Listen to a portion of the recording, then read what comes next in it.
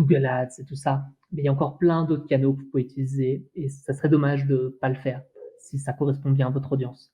Moi, je suis un grand fan de Twitter, donc je vais vous présenter un peu qu'est-ce qu'on peut faire avec ce super outil. Alors, Twitter pour les entreprises, c'est génial parce que vous pouvez écrire du contenu assez rapidement.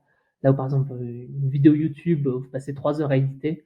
Un tweet, ça vous prend vraiment 30 secondes à écrire. Donc, il y a plus de chances que votre tweet il se fasse retweeter.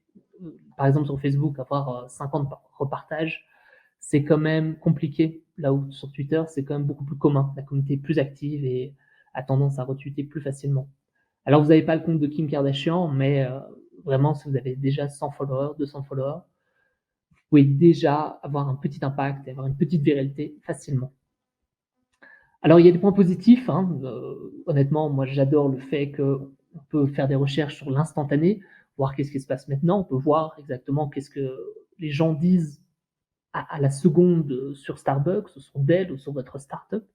On peut éventuellement faire une recherche sur le Covid et avoir les dernières informations. Alors, je vais vous montrer comment on peut utiliser tout ce qui est publicité, parce que il y a un CPC qui est beaucoup moins cher, qui est bien moins cher que sur Facebook et Google. Ça dépend de votre audience, mais il y a vraiment une opportunité à ce niveau-là. Et alors, le must, c'est le service après-vente. C'est-à-dire que si j'écris un tweet hashtag MolenGeek, le community manager de MolenGeek va le regarder, va le voir directement et pourra communiquer avec moi très facilement. C'est vraiment un must. Alors, il y a plein de problèmes aussi. Vous allez devoir faire face à des trolls, à des complaints, à des haters. Donc, c'est très énergivore et des fois, ça peut vraiment jouer contre vous, contre votre branding, comme cela a été pour Nestlé. Donc, c'est parti pour faire une campagne parce que c'est ça qui nous intéresse. Alors, déjà, vous vous lancez, si vous n'avez pas de compte, vous le créez. C'est assez gratuit, ne vous inquiétez pas. Ici, vous allez dans Settings. Dans Settings.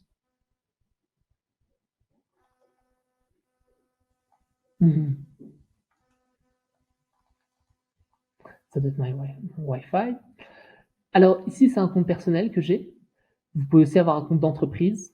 Par exemple, on va utiliser MolenGeek. Hop.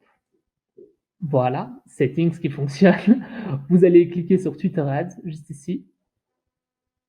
Et on va tomber sur Campaign Creator. Hop, start.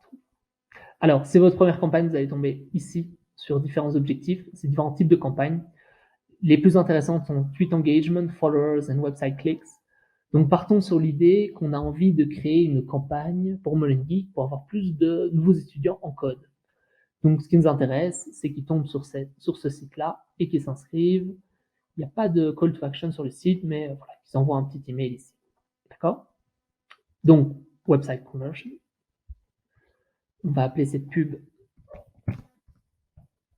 MolenGeek Presentation. Partons sur un budget total de 100 euros. Vous pouvez avoir un budget journalier.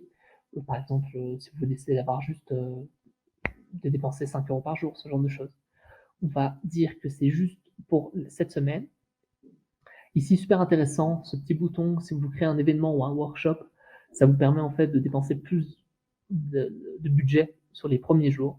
Par exemple, si mon workshop est le 31, je préfère que le budget soit dépensé fort ici, plutôt qu'il soit réparti à travers différentes journées.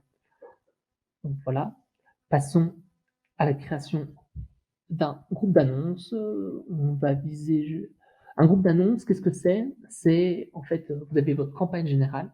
Et alors, dans cette campagne, vous avez encore différentes audiences, différentes personnes que vous voulez, différents types de créateurs, différents visuels, différentes audiences, tout ça. Donc, ça vous permet de bien répartir un peu votre campagne. Ici, moi, ce que j'aimerais créer, c'est un groupe d'annonces pour les jeunes filles, Belgique. Ok. Voilà, par exemple, sur ce groupe d'annonces, je mettrais juste 60 euros. Et pour les jeunes hommes de Belgique, je mettrais 40 euros. Vous savez, donc, pour atteindre les 100 euros qu'on a mis au départ. Alors, Twitter est vraiment, vraiment, vraiment puissant au niveau de son targeting, je trouve, parce que vous pouvez faire ce qu'on appelle des tailored audience, donc audience sur mesure. Qu'est-ce que c'est une audience sur mesure?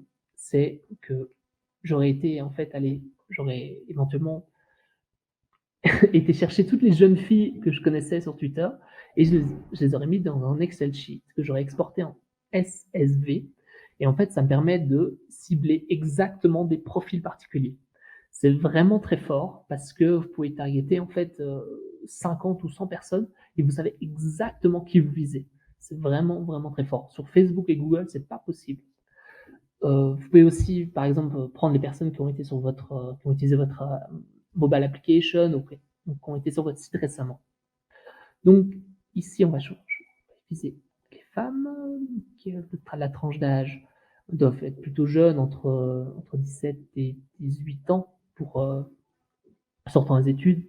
À noter qu'ici, vous voyez qu'on n'a pas vraiment le choix des âges. C'est plutôt, il y a un classement. Là où Facebook, par exemple, vous pouvez vraiment mettre entre 17 et 18 ans. On veut qu'elle parle français. Sorry, in English. French. Mon Twitter est en anglais, hein, c'est pour ça que vous voyez ici en anglais, mais je pense que si vous le mettez en français, ça sera en français. À noter que sur Twitter, vous ne pouvez pas cibler simplement Bruxelles. Pourquoi? C'est parce que le marché est un peu trop petit pour eux, et donc voilà. Là où sur Google ou sur Facebook, vous pouvez juste mettre Uccle ou Molenbeek, ici, voilà, faut jouer un peu. J'aimerais qu'elles voient mon ad juste sur leur PC. Pourquoi? Pourquoi je fais ça? C'est parce que, en fait, quand elles sont sur leur téléphone mobile, il y a moins de chances qu'elles nous envoient un email par la suite, tout ça. Comment dire, l'interaction est différente, comme vous le savez.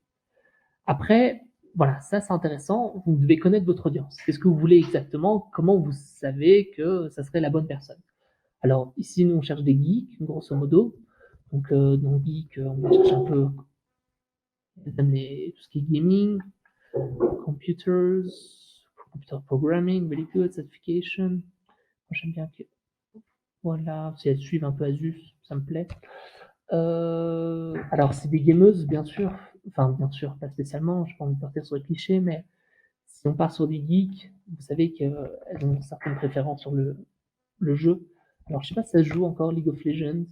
League of Legends. Voilà. On va mettre éventuellement du Fortnite.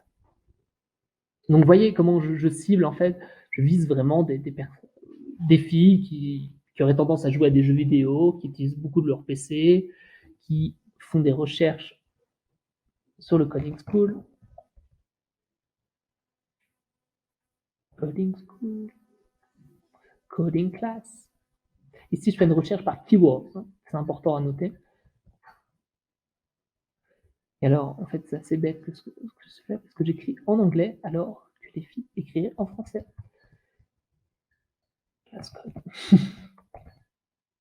Voilà. Ok. Bon, ici, vous mettez environ à peu près une centaine de différents facteurs pour avoir éventuellement la cible la plus précise possible. Il y a la possibilité de retargeter les personnes qui ont déjà vu vos tweets. Moi, je trouve ça sympa. Surtout quand c'est de retargeter les personnes qui ont déjà vu vos publicités juste ici. D'accord? Si on va juste mettre du organique. Il propose d'étendre votre audience.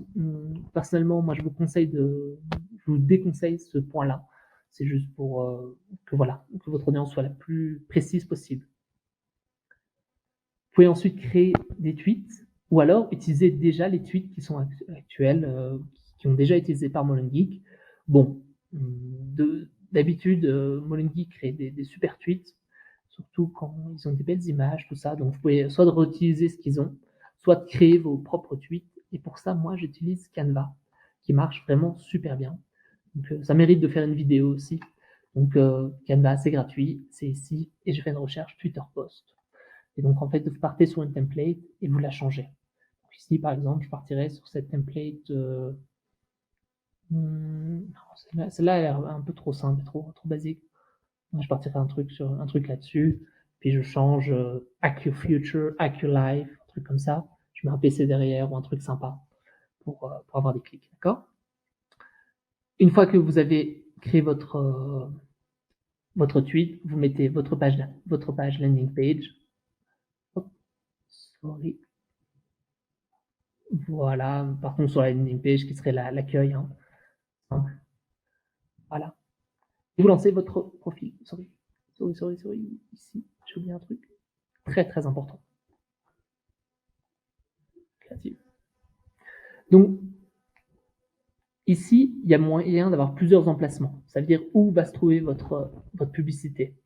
Elle peut se trouver ici, elle peut se trouver là, elle peut se trouver dans l'accueil, elle peut se trouver dans la recherche, si je fais une recherche coding school, etc., etc. Elle peut se trouver dans le profil. Il faut savoir exactement où vous souhaitez placer votre publicité. Alors, moi, de base, je n'aime pas la Twitter Audience Platform. C'est un peu comme ils vont vous mettre votre pub un peu partout et n'importe où. Donc, je vous déconseille d'utiliser ça. Set Result, c'est pas mal. Et Profile, moi, d'habitude, j'enlève parce que je trouve que les conversion rate est vraiment trop bas.